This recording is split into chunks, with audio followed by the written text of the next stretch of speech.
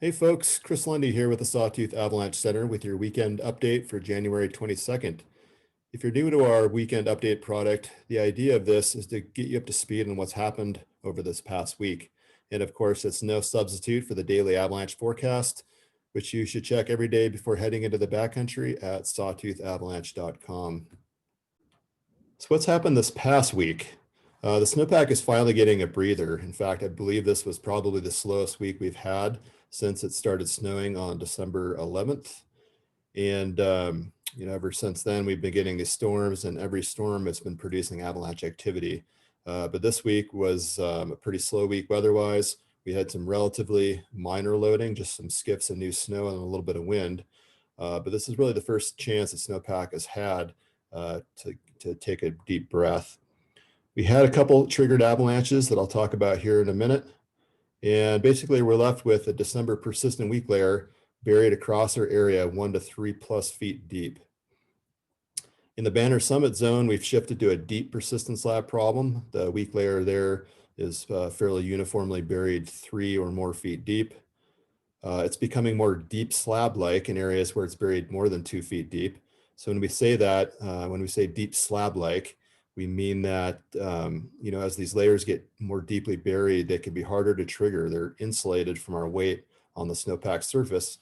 So they might be harder to trigger, but if you do trigger it, it's going to be a much more dangerous and large avalanche.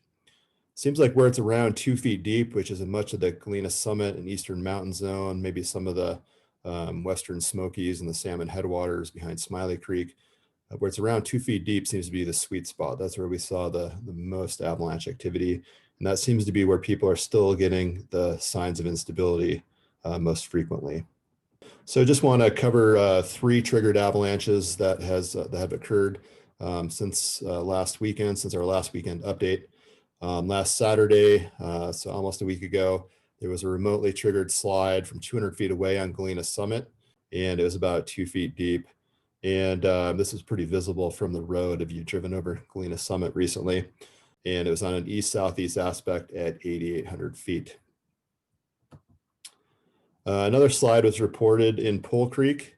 Some riders were on this road, and after the 4th rider crossed beneath the slope, they realized that they had, on their return, I believe, had realized that they had remotely triggered this behind them. And this was on an east aspect at 8,200 feet. Good illustration of how a small slide can have much greater consequences in the presence of a terrain trap like that roadbed. And finally, this was down in Mount Etna in the Wood River Valley, just north of Haley, but east of Highway 75. And this slide, somebody sent us a photo of this, and so we don't have a whole lot of details. They did not trigger the slide, but they did say that there were some ski tracks adjacent to it, so likely remotely triggered from a ridge line. But this was a wind slab that was sitting on the same weak layer that's December facets. So with a bit slower week that we had, so we're kind of going to depart a little bit from some of the previous weekend updates where there was a lot of eye candy from recent avalanche activity. This is going to be a little bit more philosophical in nature. And what I would like to discuss is the life cycle of a snowpack instability, because I think that might be a little helpful for folks trying to understand why the danger is still elevated, even though we've had a week of fairly quiet weather.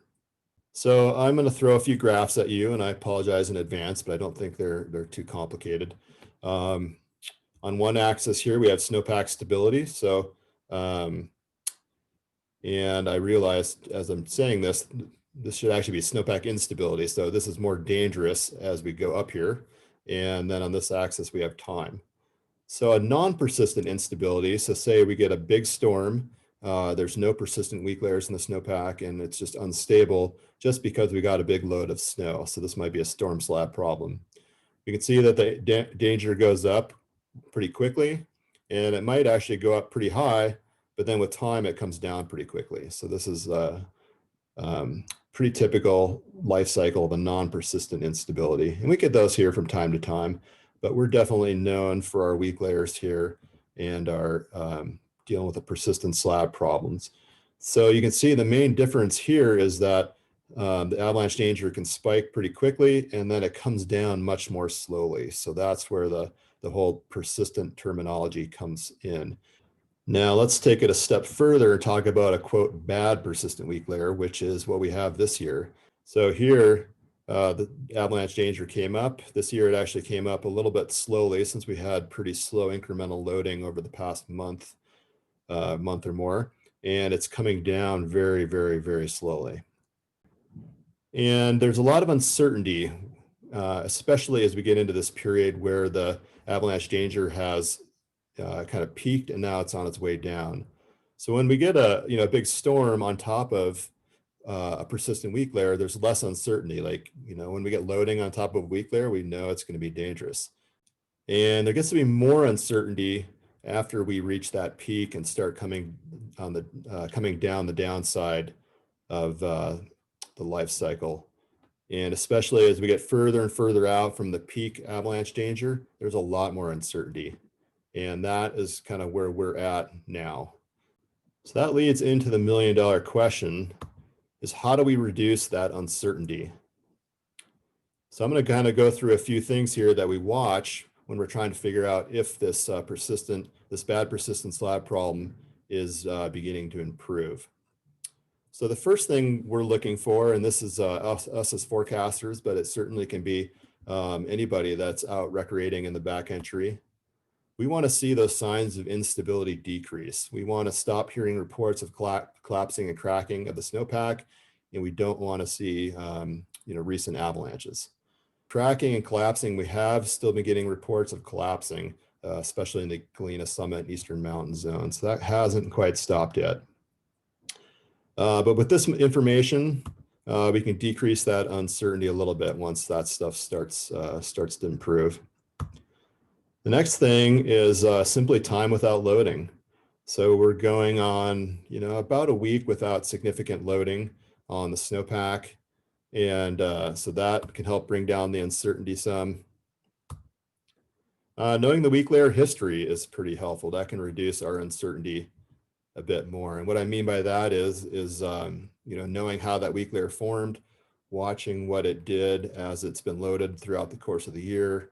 And what that's told us is every time we've gotten a load on this weak layer, it has produced avalanches.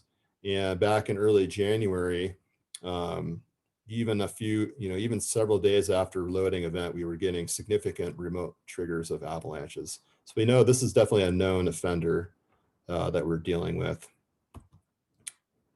And when the snowpack tests start to improve. And note that this is the last one on the list, and it only reduces the uncertainty by a little bit. And this is especially the case when our weak layer becomes more deeply buried, when it's buried more than 2 to 3 feet down under a really thick, dense slab.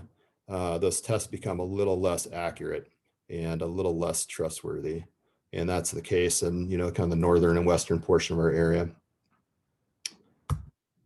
So what do we do about that? So we still got a fair bit of uncertainty in our current snowpack situation right now.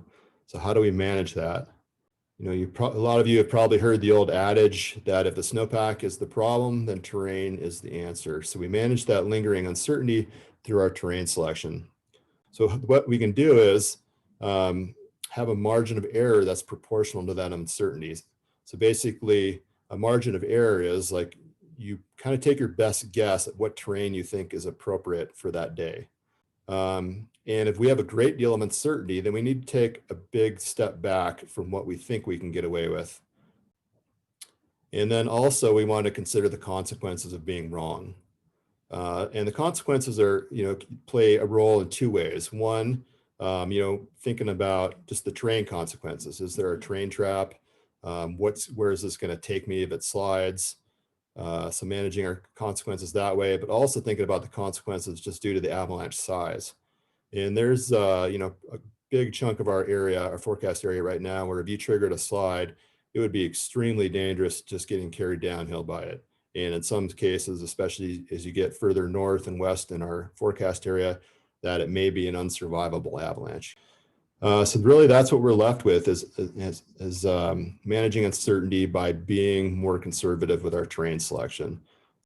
So taking a look ahead, looks like we have kind of a nice weekend ahead. Looks like there's some sunshine in the forecast. And then next week looks unsettled, but there's not a lot of confidence about whether or not we'll get significant snowfall. There's definitely the possibility. So I am saying there's a chance. So that's all I got for you. Hope you guys have a great weekend of skiing or riding. And I don't think you're going to find conditions like this. But on the positive side, there is some good skiing and riding out there. And it does look like we're going to have some nice weather. So I encourage you guys to get out there and enjoy it. Thanks for watching. Be sure to check the full forecast at sawtoothavalanche.com. And we'll talk to you next week.